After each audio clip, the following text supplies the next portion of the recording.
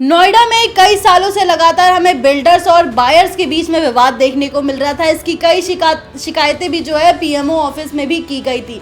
अब finally PMO के secretary Noida आया और यहां पर बैठकर हर किसी की समस्या सुनी। इस पर क्या आगे ज्यादा जानकारी है वो देंगी मेरी सहयोगी साक्षी। साक्षी, बताएं क्या है पूरा मामला। जी मुस्कान, दिल्ली एनसीआर से लगातार ये खबरें सामने आ रही थी कि कई फ्लैट बायर्स बहुत ज़्यादा परेशान हैं। आपको बता दें, जो ये लोग हैं इनकी 3 तरह की परेशानी है। जो एक वो लोग हैं जिनकी फ्लैट की रजिस्ट्री नहीं हुई है, एक वो लोग हैं जिनकी फ्लैट की रजिस्ट्री हो गई है लेकिन सोसाइटी में कंस्ट्रक्शन सही नहीं है, और एक वो लोग हैं जिनके पास फ्लैट तो है, फ्लैट के नाम पर उन्होंने पैसा तो दे दिया लेकिन उन्हें अभी तक फ्लैट नहीं मिला है। तो ये 3 तरह की प्रॉब्लम है और आप इनको ज़रा तरीके से समझिए। देखिए किस तरह से जो रजिस्ट्री नहीं है वो लगातार लोग परेशान है कि उनकी फ्लैट की रजिस्ट्री हो ताकि उनको एक मालिकाना हक मिले, और दूसरी तरफ वो जो लोग हैं जिन्होंने करोड़ों रुपए दिए हैं सहूलियत के लिए, मेंटेनेंस के लिए, अच्छी एनवायरनमेंट के लिए, अपनी बच्चों की सुरक्षा के लिए, लेकिन उनको अच्छी कुछ भी नहीं मिल रहा है। आप देखते होंगे हर सैटरडे संडे जो ये लोग हैं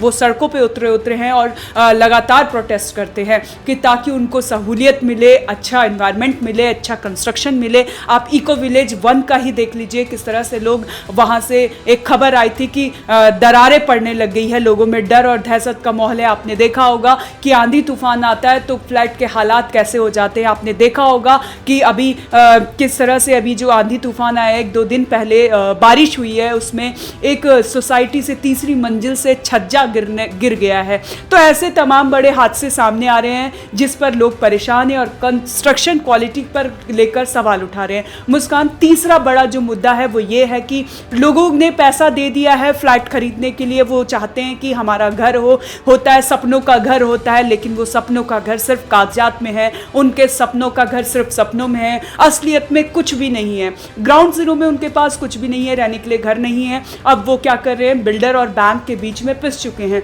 लगातार लोन चुका रहे, ईएमआई जारी है, लेकिन उनके पास घर नहीं है, किराया भी दे रहे हैं और बिल्डर उन्हें लगातार गुमराह कर रहा है। अगले महीने ऐसे करके गुमराह कर रहा है। अब लोग परेशान हो गए, जिसके बाद उन्होंने पीएमओ में इसकी शिकायत करी, कई बार लेटर लिखे, पीएम को भी लेटर लिखे। अब क्या हुआ, जो पीएमओ से deputy secretary greater Noida authority और नोएडा अथॉरिटी दोनों के साथ मिलकर उन्होंने संवाद किया, और इसके साथ ही उन्होंने बिल्डर और जो फ्लैट बायर्स हैं और जो लोग हैं उनसे भी उनकी समस्या सुनी, और कई लोगों की एक करके समस्या सुनी। करीब 2.5 से 2 घंटे तक ये मीटिंग्स चली, जिसके बाद आप सोच सकते हैं कि कितना गंभीर ये मामला होगा, कितनी बड़ी परेशानी होगी लोगों की, और जिसमें पीएमओ को भी दखल अंदाजी करनी पड़ी। मुस्कान। हाँ जी साक्षी जी, ये जो मीटिंग हुई है पीएमओ के डिप्टी सेक्रेटरी नोएडा आए और उन्होंने खुद मीटिंग की है ग्रेटर नोएडा अथॉरिटी के साथ, नोएडा अथॉरिटी के साथ, बिल्डर्स के साथ, बायर्स के साथ, यूपी रेरा के साथ, सबके साथ बैठक की है। उन्होंने बैठ के सबकी अलग अलग मीटिंग की है और सबकी जो समस्या वो सुनी है। साक्षी, इस पूरे मीटिंग में क्या क्या हुआ? जी मुस्कान, देखिए इस पूरी मीटिंग में जो पीएमओ से डिप्टी सेक्रेटरी आए थे मंगेश घड़ियाल, इन्होंने फ्लैट बायर्स की भी समस्या सुनी। सबसे बड़ी बात है, देखिए फ्लैट बायर्स भी वहाँ पे मौजूद थे और बिल्डर भी मौजूद थे।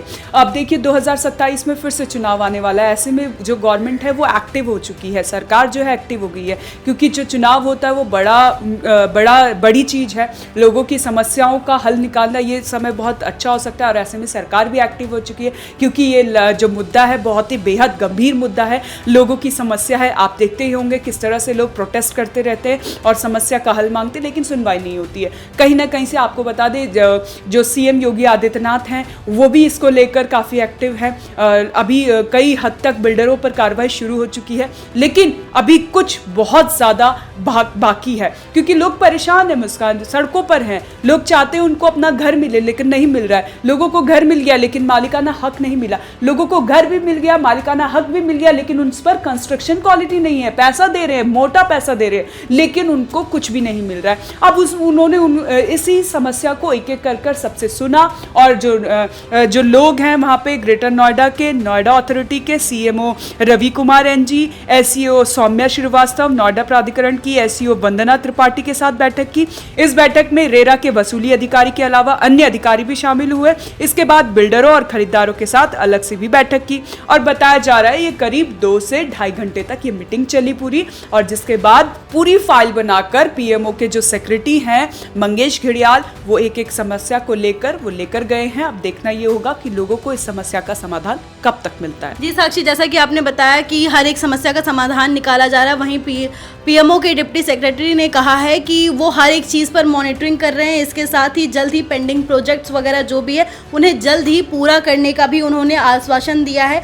वहीं बायर्स ने अपनी मीटिंग में कहा है कि वो सालों से ईएमआई भर रहे हैं लेकिन अब तक उनको फ्लैट्स नहीं मिला है। इसके साथ बिल्डर्स ने भी अपनी बात रखी है मीटिंग में कि जैसे कि उनको परेशानी, जैसे कि फंड्स की परेशानी हो रही है, उन्हें पुरानी नीतियों से दिक्कत हो रही है, ये सारी बात उन्होंने रखी है। तो नोएडा और ग्रेटर नोएडा अथॉरिटी ने कहा है कि कई प्रोजेक्ट्स की जांच चल रही है और रेरा भी निगरानी कर रहा है। अधिकारियों ने भरोसा दिया है कि जल्द ही जो पेंडिंग प्रोजेक्ट्स है वो पूरे हो जाएंगे। साक्षी, ऐसे में इतनी जो बड़ी मीटिंग हुई है, ये मीटिंग क्यों खास मानी जा रही है? क्योंकि ऐसा बताया जा रहा है कि ये पहली बार ऐसा हुआ है जब पीएमओ की तरफ से इस मामले में दखल दिया गया है और इसके बाद लोगों को अब कितनी राहत की सांस लेनी चाहिए?